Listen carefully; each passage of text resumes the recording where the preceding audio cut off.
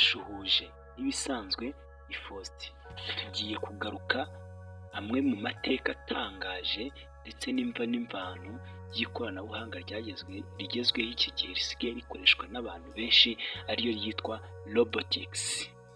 Robotics turaza kuyivugaho ibintu byinshi birambuye, aho dutangira dusobanura amateka magufi y'ikoranabuhanga rya Robotics, tugakomeza tuvuga mu ngingo ya kabiri aho ikoranabuhanga rya Robotics rigeze muri iki gihe.